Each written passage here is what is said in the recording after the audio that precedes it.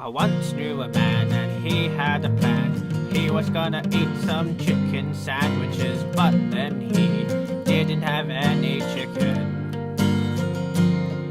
So he went to a farm and he bought 2 eggs. He put them in an incubator, and then he waited for 6 days, and then they started to smell bad, and he realized they were just regular eggs to eat. They didn't have chickens inside.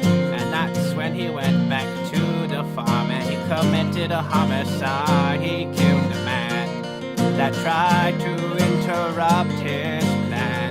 He killed a man that tried to interrupt his plan, because he can't have chickens if he don't have chicken. And if you don't have chicken, then what are you thinking? 'Cause you gotta have chicken. You wanna have chicken, and the chicken is what it is. Rotisserie.